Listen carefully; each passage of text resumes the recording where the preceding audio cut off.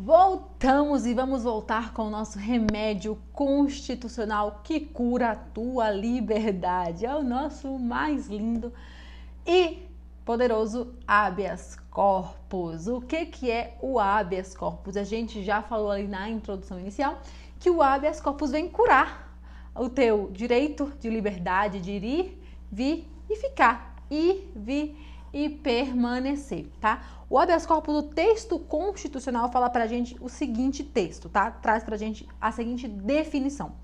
Conceder-se-á habeas corpus sempre que alguém sofrer ou se achar ameaçado, ou se achar ameaçado. Gravem esse termozinho.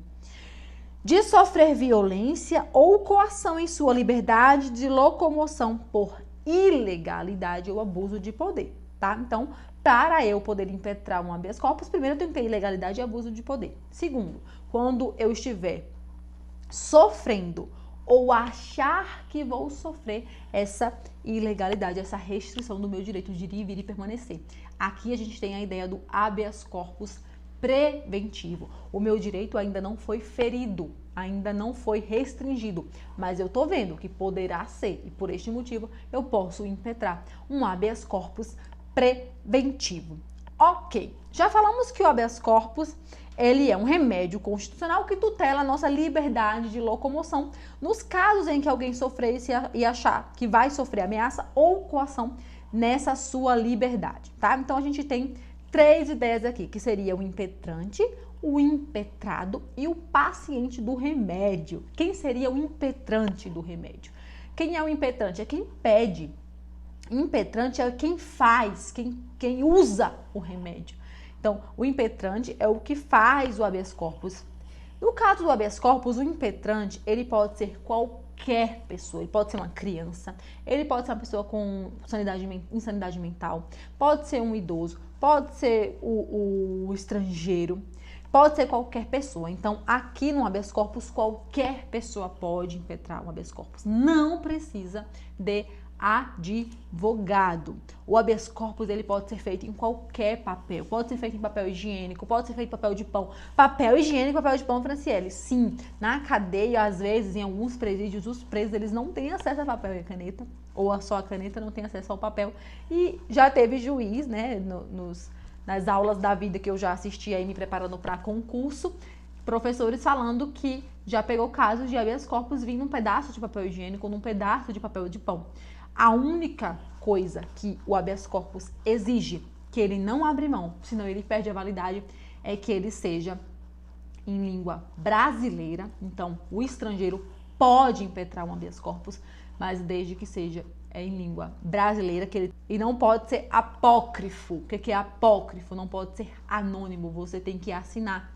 Você que pediu tem que assinar o habeas corpus. Então, ele tem que ser em português e ele não pode ser anônimo, tem que ter a sua assinatura ali no final. Então, essa é a restrição ali em relação ao habeas corpus. Ele é o mais liberal, qualquer pessoa pode, estrangeiro inclusive, desde que seja em língua brasileira.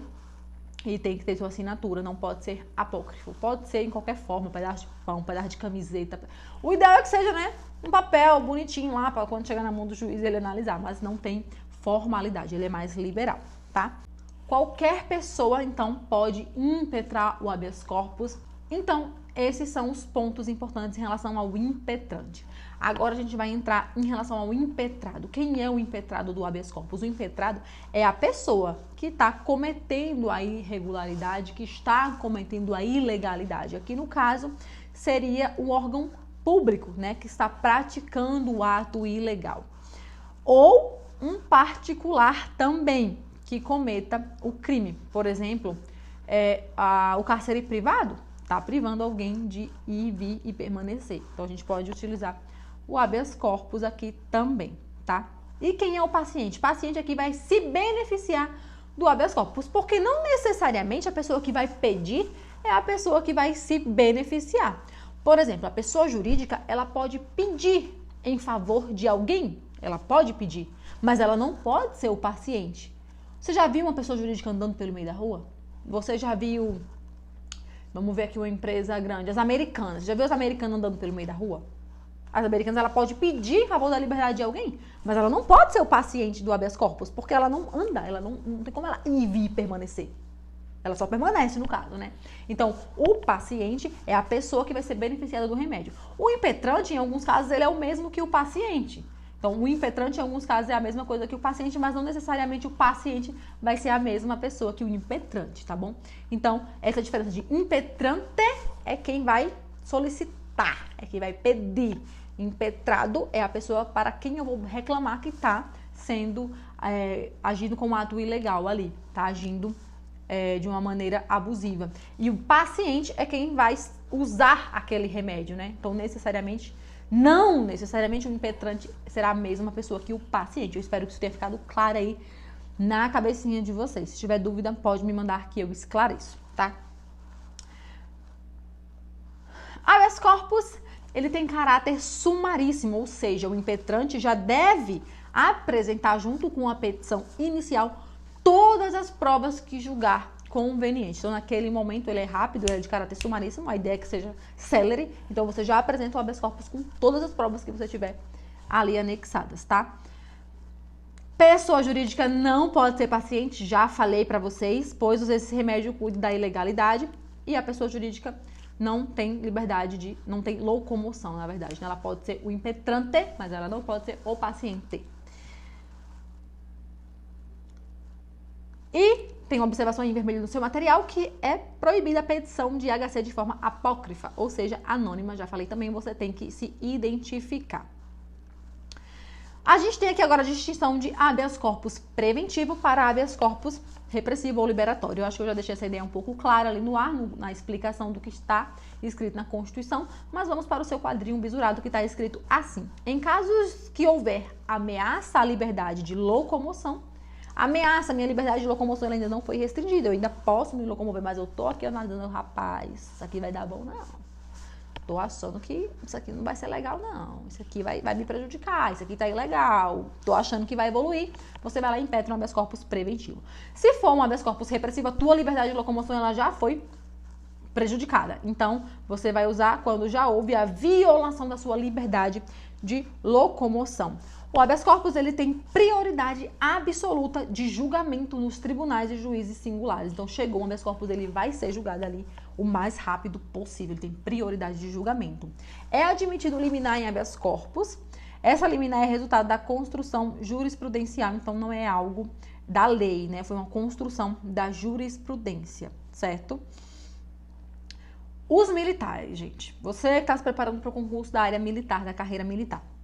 A gente sabe que a gente tem as prisões ali dentro do militarismo, aquelas prisões administrativas, né? O militar, ele não pode impetrar habeas corpus nas prisões militares. Não pode, com bastante aspas, parênteses e afins. Por quê? Temos uma exceção. Eu não posso impetrar um habeas corpus pedindo a minha liberdade de locomoção. Mas eu posso pedir um habeas corpus para eu analisar a legalidade desse ato. Então, olha só o que está escrito no teu material. Sabe-se que não cabe pedido de habeas corpus nas prisões disciplinares dos militares, somente em relação ao mérito. Então, eu vou analisar o mérito da punição, a legalidade dessa punição. Eu não vou pedir a minha liberdade, tá? Então, eu vou analisar o mérito. No entanto, os juízes sempre podem analisar os pressupostos de legalidade de todo o pedido de habeas corpus, certo? Então, esse é o nosso primeiro remédio constitucional, habeas corpus. Eu vou fazer um bloco para cada remédio constitucional, para você não criar um nó na sua cabeça.